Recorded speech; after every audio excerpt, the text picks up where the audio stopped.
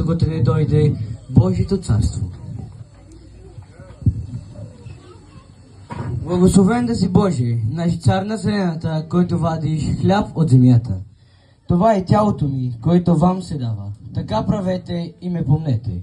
Благословен да си Боже, наш цар на вселената, който вадиш плод от лозята. Вземете и го разделете. Вече няма да пия от плода на лозята, докато не дойде Божието царство. Тази чаша е новият завет в моята кръв, която за вас се проля. Но ето, ръката на моя предател е с мен. На трапезата човешкият син трябва да умре според както е определил Бог. Но горко на предателя. Ти го казваш. Тогава Петър се обърнал към Готов съм да идвам с теб на тъмница и на смърт. а Бог му отговорил: Петре, казвам ти, петелът няма да пропее днес, докато 3 пъти не се отречеш, че не ме познаваш. Събра се съвета на старейшините на хълма да се помоли. Молете се да не попаднете в изкушение.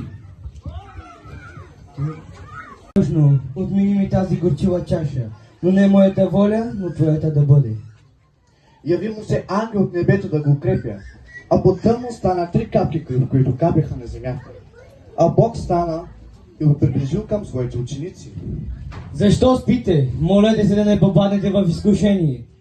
И тогава дойде Юдас на старейшините и даде знак, като им каза: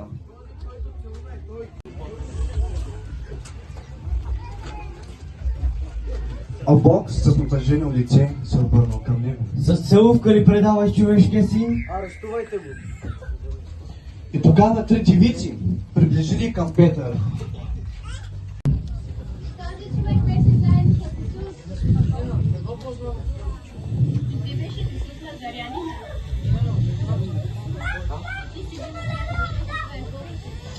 А Исус се обърна да погледне Петър. Тогава Петър си спомни думите на Господа и горко заплака. Накар се удивил. Старейшините се събраха да разпитат Исус. Ти ли си Спасителя? Ако ви кажа, няма да повярвате. Ако ви запитам, няма да отговорите. От сега нататък, човешкият син ще седи отдясно на Бога. Знае, че си Божият син. Да, аз съм. Заведете го пред Пилат. Отведоха го до Пилат, най-жестокият от всички римски правници, осъдил всички на смърт.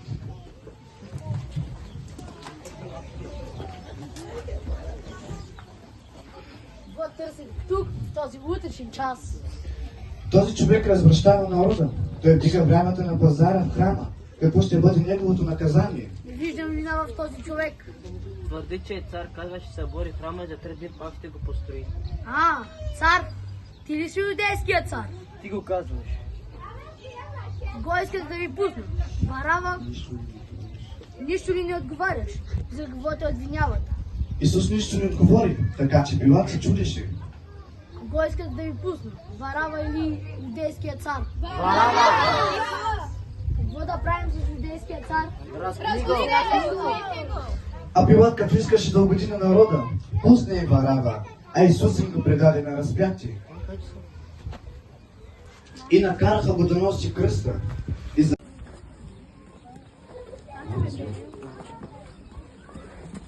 Исусе, ние плачем за теб. Дъщери Иерусалимски, не даде да плачете за мен, а за вас и за вашите деца.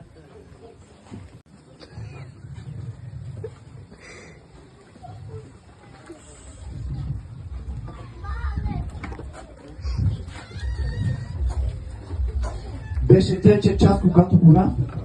И сложиха му табела, която пише юдейският цар. И с него рафнаха 2 разбойници. Един отдясно на него, един отляво на него. А разбойника, Спаси себе си нас. а втория разбойник се Не обърна. ли е страх от Бог? Не гледаш ли, че е осъден също като нас?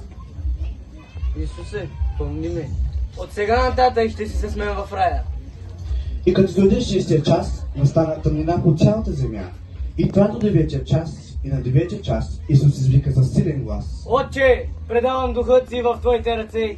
И като каза Исус тези думи, е пристъпил, отворил камък и седна на него. Изгледът му беше като цветканица и облеклото му дете. Не се бойте, защото знае, че търсите разпънатия Исус. Няма го тук, защото Той възкръсна. Както и каза, елате и вижте, място където е лежал Господ. Идете бързо да кажете на съучениците, че е възкръснал от мъртвите. И ето Той отива, там ще го видите. И те излязоха бързо в гроба със страх и голяма радост. И се завтекоха да известят на учениците му. И ето, Исус ги срещна и каза: